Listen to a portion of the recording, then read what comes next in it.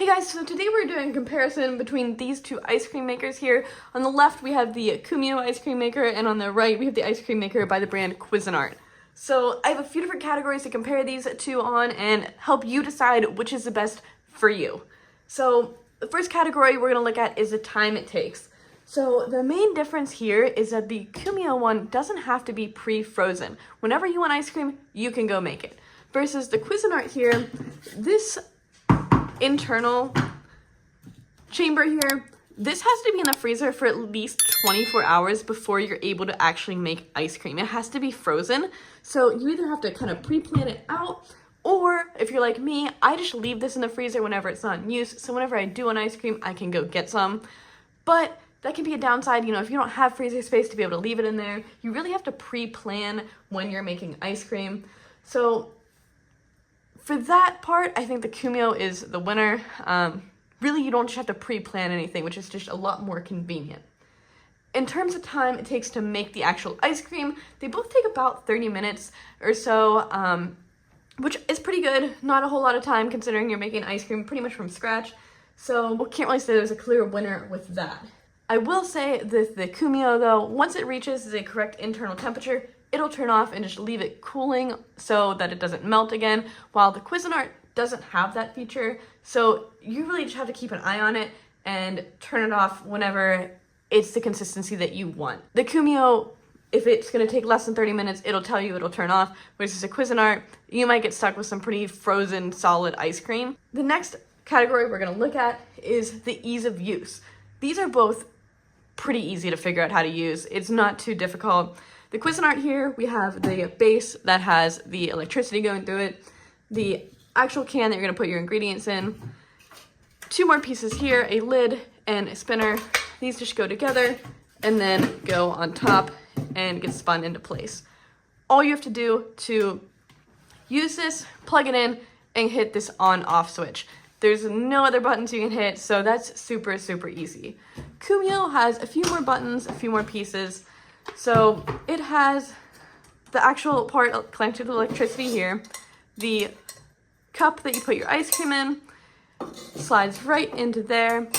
Then this part here, you have your motor here, and then it has a kind of plastic covering over top of it. That just clicks into place. And then you also have a spindle with this one that just gets plugged in right there. Put this in, turn it to the locked mode, and then you're ready to go. This one though has a few different buttons. The power button obviously turns it on. This button here helps you select the mode.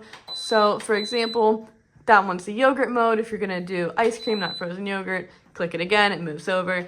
Not super hard to figure that one out either. And then of course the start and stop button here. The Cuisinart might be a little bit easier if you're willing to keep track of it a little bit more. The Cuisinart really only has one button, but on the other hand, you do have to keep track of what you're making and how long it needs to blend, and you gotta make sure it's not getting too cold.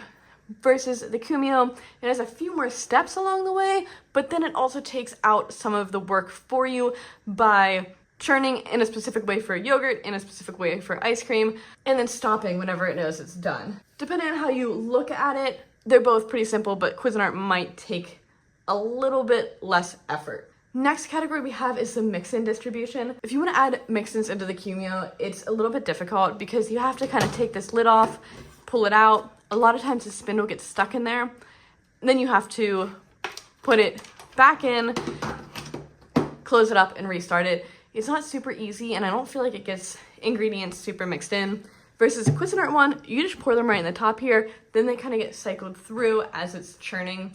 So I think for mix-ins, the Cuisinart is a little bit better. I don't think either of them get mix-ins super well distributed, but the Cuisinart definitely does a lot better than the KUMIO. So for that reason, the mix-ins go to the Cuisinart. Next category we have is texture. So I'm going to show you a side-by-side comparison of the scoops of the same ice cream recipe that I use. I would say they're pretty equal. They both are nice and creamy, the perfect ice cream consistency. I think it depends more on what you're putting in it than the actual machine, because when given the same ingredients, they both came out really great. Our last category that we have here is the ease of cleaning. So the KUMIO easily takes the cake in this category.